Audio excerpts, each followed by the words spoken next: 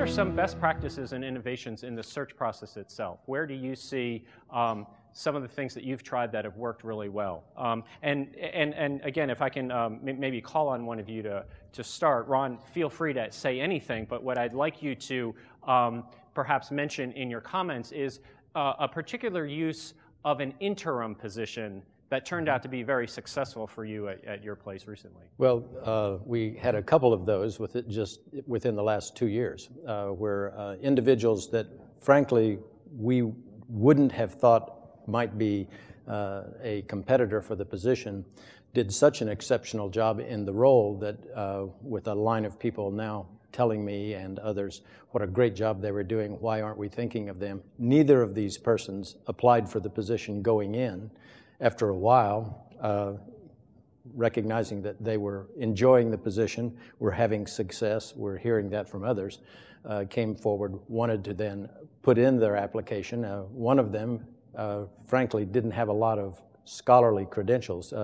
His CV on a Graham scale wouldn't have tipped it very far. But I then suggested and had to work with him on developing a resume because it was so much more illustrative of the successes he had had in our organization over 20 years. So two of these were quite successful. One, a minority candidate that was exceedingly successful and is now doing a wonderful job as chairman. What we've done, Lois mentioned the potential powerfulness of pulling things together.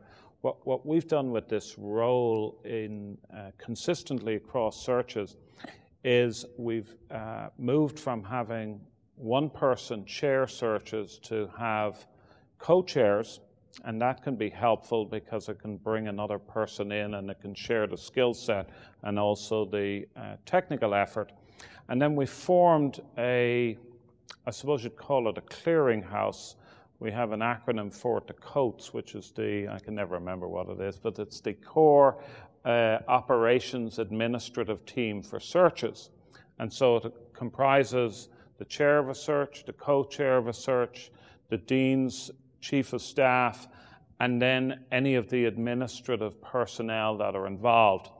And what that's allowed us to do is to do several searches simultaneously, and then the people that are on, let's say, search B, while we're talking about search A, the people that are focusing on search B, they can hear what's going to come up at the next stage. So they're 1 or 2 stages behind in their search, but they can hear and learn the nitty-gritty of putting together a schedule, putting together the interview list, and some of the key decisions that get made so that when their time comes up, they can work on that. And that's also been helpful for doing things like systematizing the briefing package that goes out to individual candidates.